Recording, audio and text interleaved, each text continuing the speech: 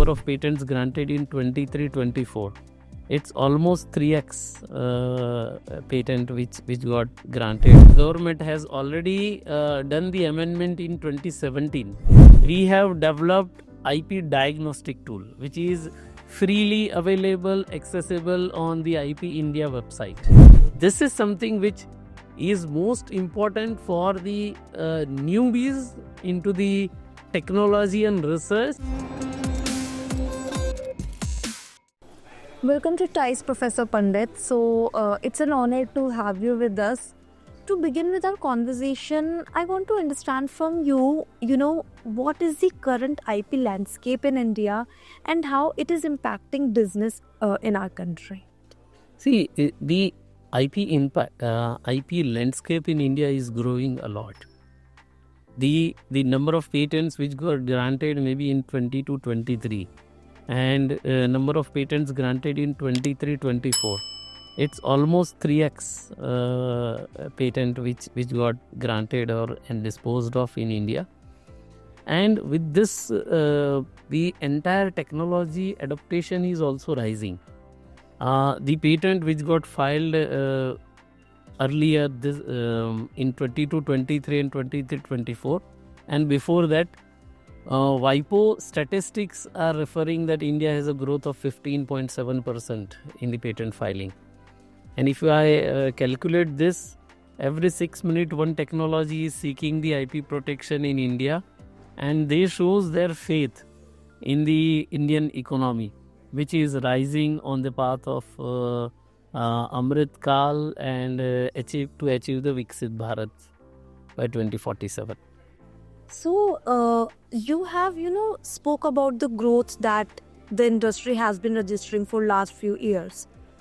If we talk from a perspective, of an entrepreneur or of somebody who is just starting, so what do you think are the challenges that they face, and what at the same time you think are the solutions that are, required? See, when we start the business or when we are trying to develop a novel technology, we undermine the potential of intellectual property. What kind of a IP is embedded in our development that most of us are not understanding.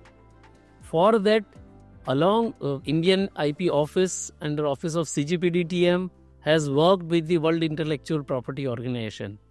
We have developed IP diagnostic tool, which is freely available, accessible on the IP India website. This tool is like a chatbot. We are giving our answers to the set questions, and as a result of this, it will derive that what kind of intellectual property is there in our solutions or research which we have developed and designed and realized.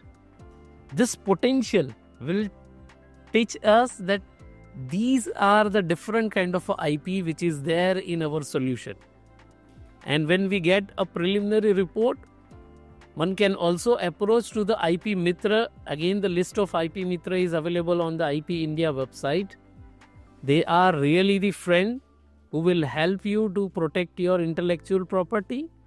And certainly you can discuss about the professional charges.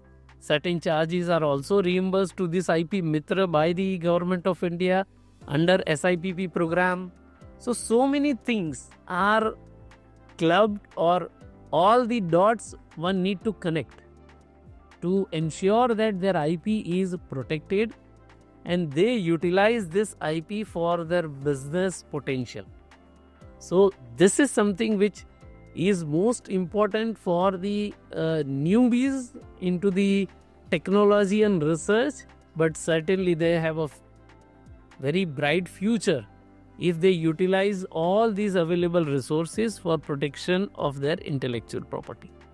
So you have highlighted about the solutions that we have on board, but you are in the industry for quite a long time. So if I ask you in a lighter mood, what are the common mistakes that you see businesses are making when IP is concerned? Certainly, It is difficult to share as a controller general, but as a IP professional and scientist, I would like to respond to this question. That many a time we feel that we are undermining the potential of technology. Many times businesses, research organizations are not continuing with their IP, or they are not complying with the post grant requirements, like paying the annuity fee timely, submitting the form 27, which is again equally important. Maintaining the IP is equally important. Not just getting the grant or registration is important, but utilizing this for the business potential is important. And here I think most of the business houses are undermining this and just ignoring the maintenance of the IP. This is going to damage their IP portfolio also. In your previous answer, you also talked about, how there are certain goals to be achieved within Amritkal. So if I talk from that perspective, what do you think that government or specifically your department is doing to streamline the patent and trademark process for the startups and the new businesses out there? See, government is well aware that startups have a bright future. They are going to create the intellectual property, and protection of this intellectual property is important. They are going to fetch for the investment also.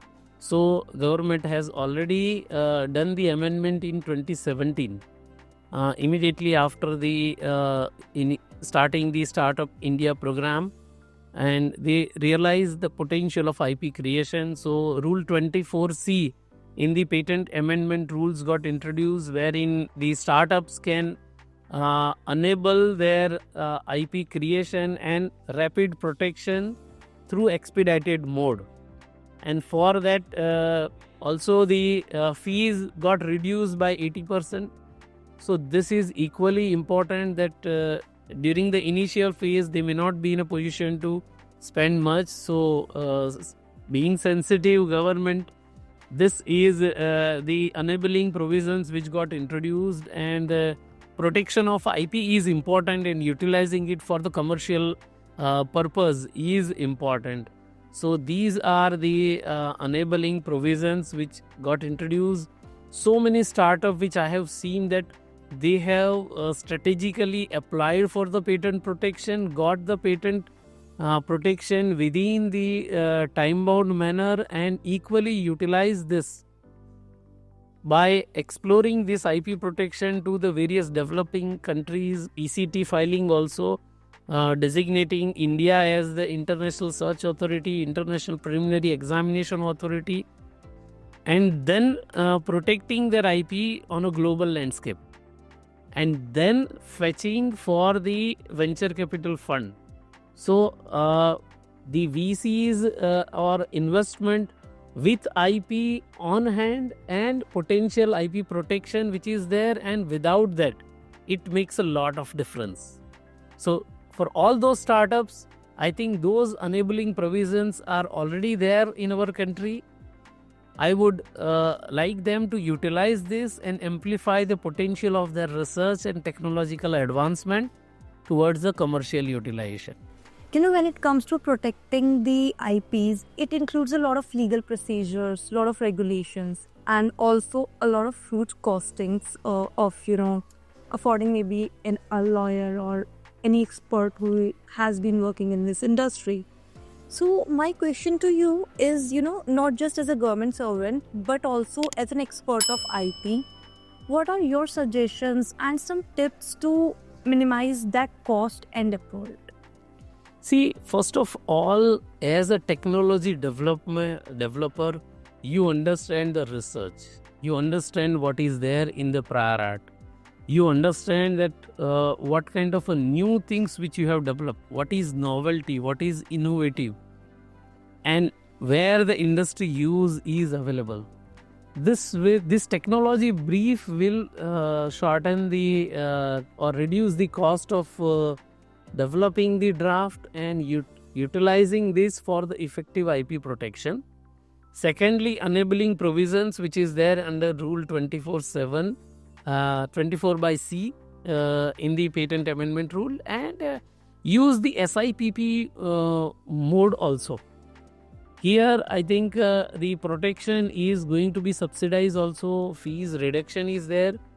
The startups who are coming from the academic research through their UGC affiliated or AICT affiliated institution, then Ministry of Education's Innovation Cell under AICT is also providing the official fees reimbursement. So for 15,000 such patent applications, they have kept the reserve fund also, and they are reimbursing this fees also. Under SIPP also, as a token of professional charges, the attorneys and agents will also get some kind of honorarium. So these are the available means, I think, for legal protection. All the ways and means and the mechanisms are available in the country, but it is important that we strategically utilize it and protect the IP. That's most important. And IP creation towards the problem solving or solution by design is important, and that's the most challenging work which startup guys you are doing. And if you add on to this the IP protection, utilizing all the available means and processes, that will help you.